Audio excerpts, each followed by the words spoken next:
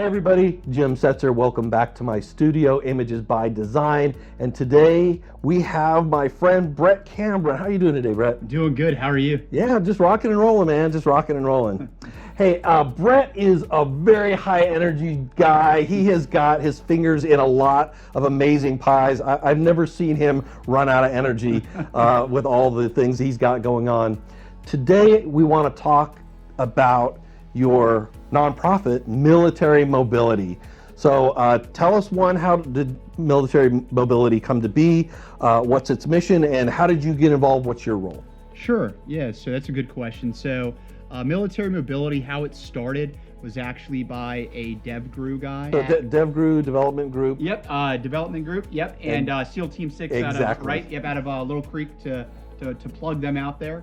So basically they were given a mission on, hey, I want you to create a nonprofit or a business.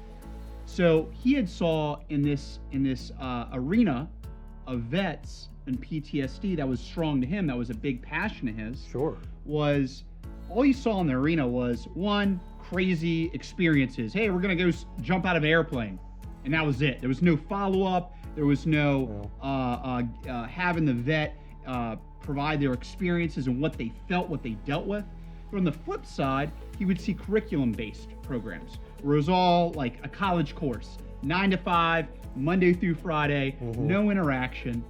And then what do you do after that? So what he found with that side is people were getting bored, right? And we all been to high school or college or whatever. You get bored real easy when you have a monotone person just speaking about with a slideshow. Sure. We call it death by PowerPoint, right? Right. So he wanted to create a marriage of that, of how can I do both?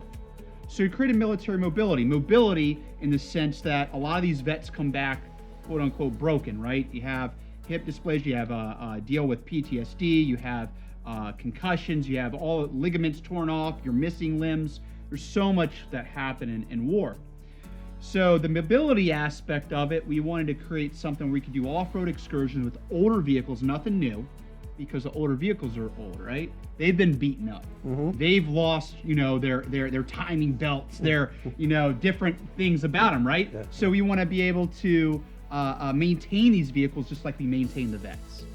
So Military Mobility helps vets out nationwide through off-road excursions and allow them to open up during those excursions. Got it.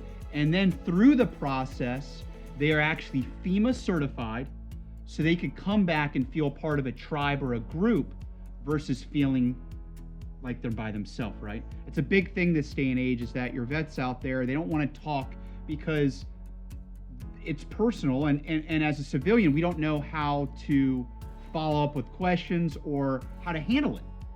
So them being around other vets like themselves, it opens them up. Got it. Like myself, if I'm out there and have a different PTSD experience than someone else, but they've lost a limb or something like that, and they're getting through the experience, whether it get over a rock, go through a mountain, go through water, they did it. I'm like, dang, this guy can get through that. Why is it holding me back?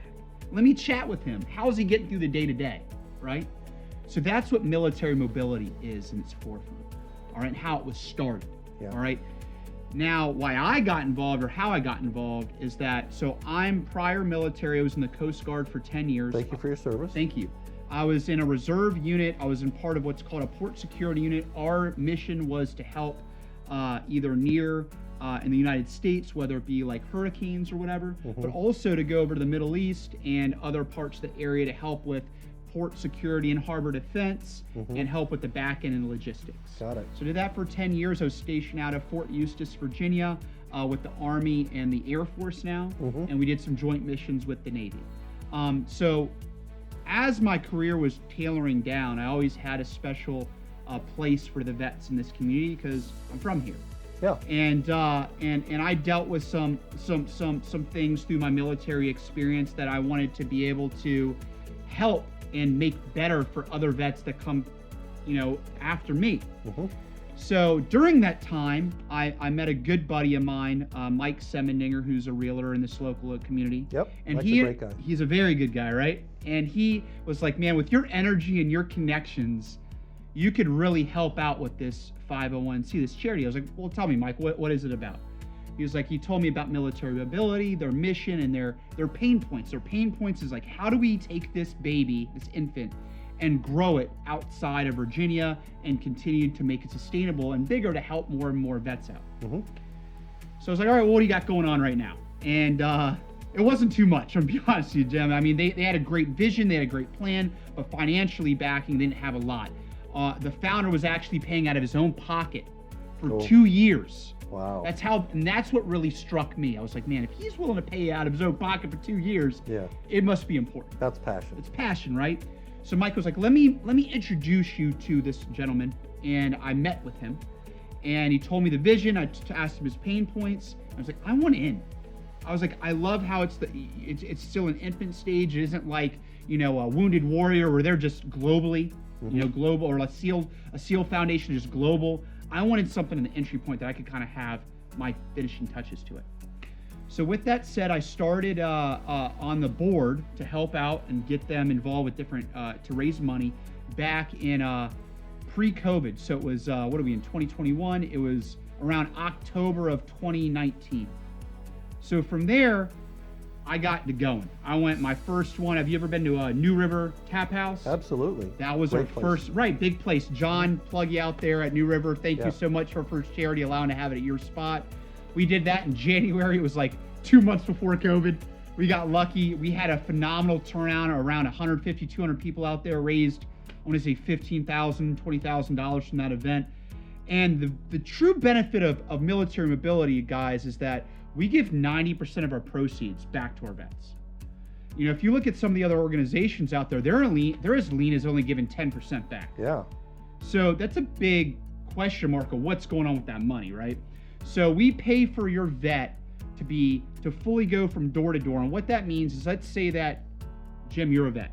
Let's say you're a vet and you want to get into our program. Mm-hmm. We would make sure that you have your DD-214 showing that you are an actual vet, you were vetted, and that you're mentally stable to go with another group of people. Because there's just not here. So we have Moab, we have Texas, that's all over. Yeah. So what we do is we take that vet, we pay for his flight, stay, food, everything. So it's like you go into like a spa on our dime. That's what we're doing. All right. So that's how we're helping these folks out. So how do they even find military mobility, right? So we have a Facebook page, we have an Instagram page, we have a website, www.militarymobility.com, Facebook Military Mobility, and Instagram Military Mobility. You can go on there and they have an application process to start that field. Great. So that's how that works. Great. And I'll be putting those graphics on screen and in the show notes below. Awesome.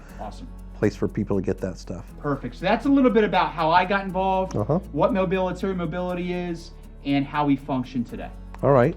So these excursions, they can't be cheap, like you said.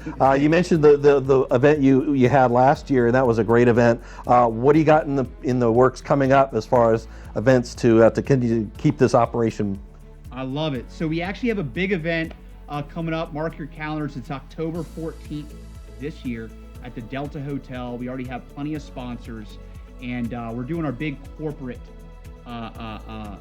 charity in October. It'll be our first big one. Great. So when I say big one, I'm talking about like I got a magician coming from New York down here that's going to MC the event. Rumble from FM 99 is going to be involved. We have auction events like Bubba Watson from the PGA is going to auction 3 of his spots to play golf on his foursome. Oh, nice. Yeah. We also have ringside UFC tickets where you'll be a guest of a UFC fighter.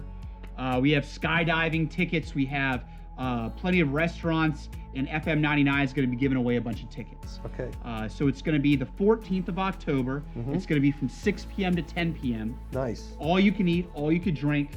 And we have sponsorships available. They are limited. So I want to say as of today, we have 4 Gold Star memberships left. That's at $3,500 a piece. And that covers all your shouting out on Rumble and FM 99. Your logo and everything will go up on our website. They'll get their own table and constant marketing through the event. Great. Then we have the Silver Star and Bronze Star. Those are a little less, but you'll still get all the marketing. You just won't get the big table, the grandiose table at the event. Great. But it's still great. And then For people that don't want to sponsor, the ticket cost would be about $150 a piece, and we have a max capacity of about 100. We have a max capacity of about 200 people, so we're already close to it. But more will come. We look forward to get that out there to help our folks out. Right. And then we have that going on, Jim. And we also have in April next year. Well, before you go there, I'm sorry. Yeah. So I want to make sure people have an opportunity to maybe they don't have money or a company, but they could probably volunteer. They can to help out the event. Silent auction items. You mentioned a couple of them, but I'm sure you would be able to take on more silent auction items to be able to make that happen as well. So and they can just contact you through that same website. Yeah, just go over to the Facebook on Military Mobility. I'll even drop my cell phone on here if you want to contact me directly. I don't mind. This is a huge heartstring. It pulls on my heart a lot. Yeah. It's 757-839-7809. Please reach out to me. I'd love to help in any way if you want to bring auction items to me or have any questions. Fantastic. Yeah. So that's coming up soon. That's fantastic. Now let's move on to the spring. You started. Yeah. So spring one in April. It's going to be. We're still locking in the where we're going to play golf at. But Bubba Watson will actually be coming here to Virginia. It's either going to be second or third week of April. And so the 3 people that win that auction there in October will get to play with him in April. That's amazing. Which we're very, very pumped on. And I'll plug Mike Semedinger. He was the one that came in and made that happen. So thanks, Mike. Yeah, so that's called. We're kind of working on that. We don't have the full details yet, but it's a to be determined. We do know it'll be second or third week April. Fantastic. Yeah. All right. Yeah. Hey, Dan, this is clearly a passion of yours. Yeah. A fantastic cause. I love anything we can do around here to help vets return home 100%. Sure. So thanks so much. Yeah. I really appreciate it, Brett. Yeah. I can let you go now. Awesome. You got so many other things. Everybody have a great day. Take care.